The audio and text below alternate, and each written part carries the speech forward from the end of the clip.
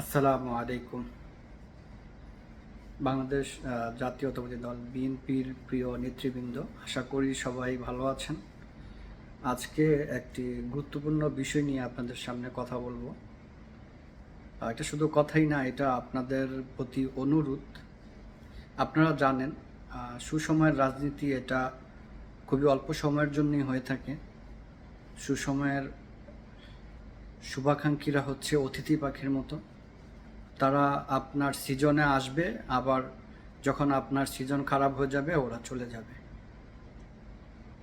তো আপনাদেরকে অবশ্যই এটাই বিবেচনায় রাখতে হবে, সাংগঠনিক এবং দলীয় রাজনীতি এটা কিন্তু স্বল্পমেয়াদী না, এটা দীর্ঘমেয়াদী।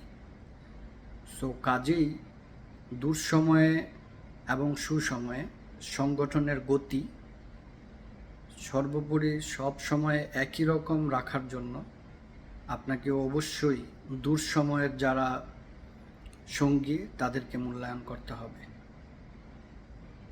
আজকে বাংলাদেশ সংসদের সংরক্ষিত নারী আসনের যেই লড়াই চলছে, এখানে অবশ্যই আপনাদেরকে সংগঠনের আদি অন্ত এবং ভবিষ্যৎ ঠিক রাখার জন্য, ভবিষ্যতে যে কোনো ক্রাইসিস মোকাবেলা করার জন্য আপনাদেরকে অবশ্যই যারা দীর্ঘ সময় রাজপথে ছিল, নিজেদের যান যৌবন অর্থ সময় মেধা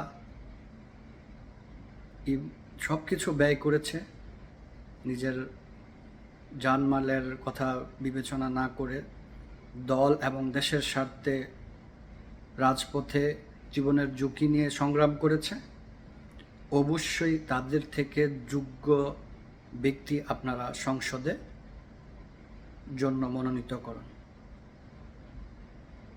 আজকে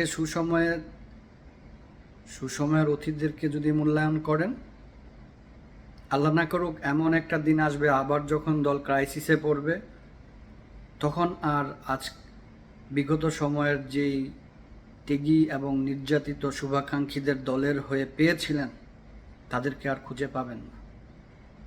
সুসময় পেয়েছেন, দূর সময়ের বন্ধুদের ভুলে যান না। সবাই ভালো থাকেন। আল্লাহ হাফেজ।